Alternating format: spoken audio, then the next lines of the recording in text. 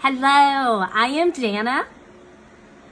Nice to meet you. I am so glad that you have requested my free guide on how to create margin in your budget. A little background on my journey, financial journey. We have gone from 6 figures of unsecured debt. That means not our house, not our cars, unsecured debt to complete financial freedom. And I want to share with the everyday person like me how to do that. So if you're like me, there are so many great financial gurus out there. I am not one. I am an everyday person like you, former special ed teacher, wife, mom, pretty much a run-of-the-mill gal, okay? But that debt was killing our relationship, our marriage, our family, it had to be dealt with.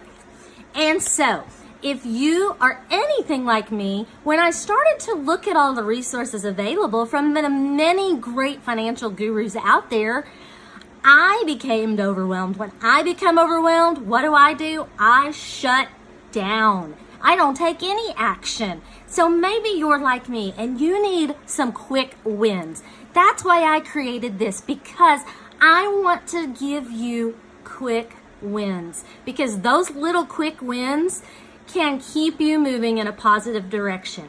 I have also included this in a written format, a small basic guide for you, because I know some of us learn better by reading and having something to hold in our hands, and others of us learn better by watching a video and hearing with our own ears the enthusiasm and just what the person has to share. So I'll be referring to the guide that you have also received with your click today, okay? All right, so let me just say, where do you start? This is you know what? A journey starts with a first step, right? Confucius said that, right? A journey of 1,000 miles starts with a single step. What's your single step? Your single step has been you clicked this. And then your next step is you're going to take your expenses, figure out what have you spent on the past 7 days. Well, wait, Jana, my bills come monthly, not weekly. Walk with me here. I know what I'm talking about because we've walked through this fire, okay? 4 years, I managed our budget. I use that term very loosely.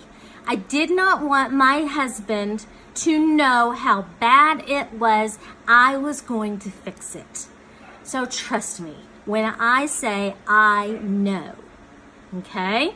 All right, so for your first step, let's look at how you're spending your money over the last 7 days, okay?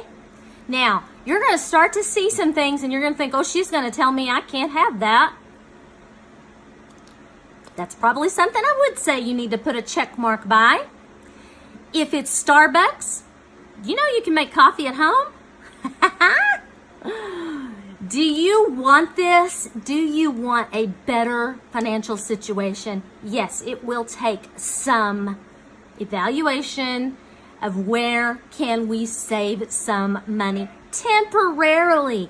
The goal is that freedom later on. So yes, I get my hair done and things now, but for a time, I just had to kind of go with what God gave me, and look at the greater goal. Okay, so here also I want you to start looking for a system.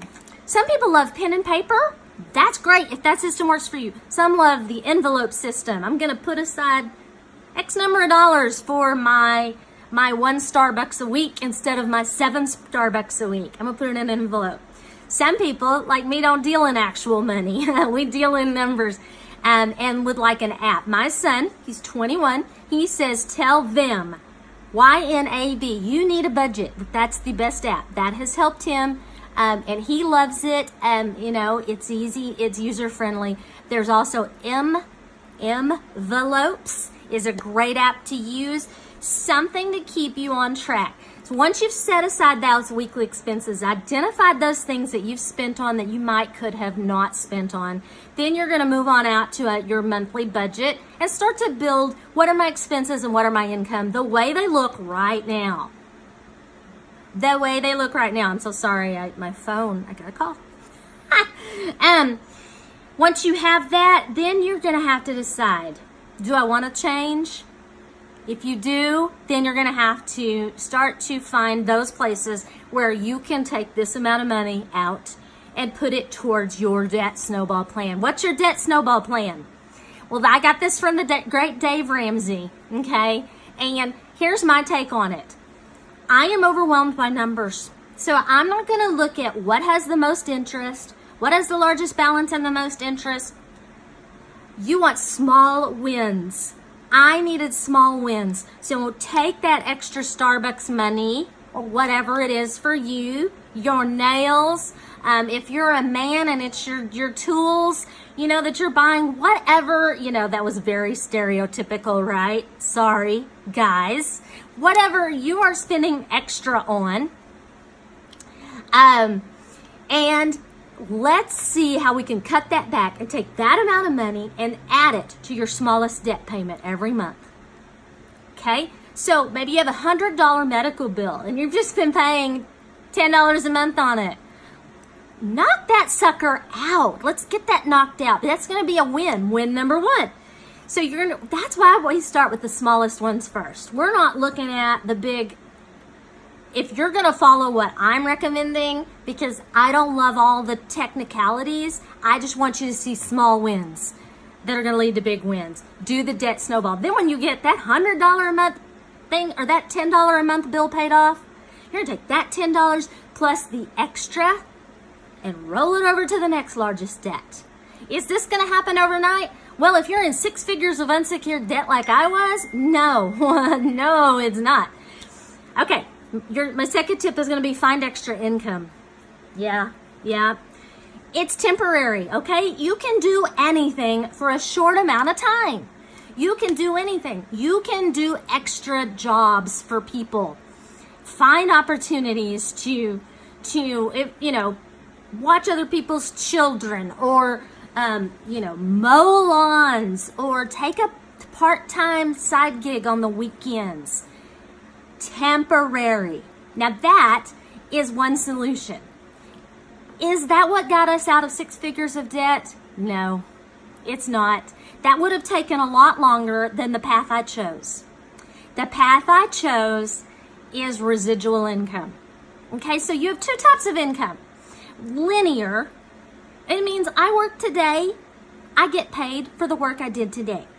Am I going to get paid tomorrow, a month from now, for the work I did today? No, that's linear income. When I was a teacher for Emerald ISD, I just told you where I live. Awesome. I got paid for the work I did. I had a contract for a year.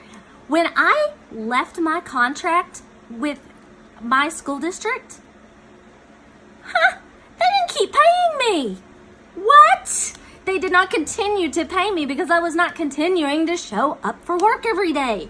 That's linear income. That's what most people have. That is inside the box.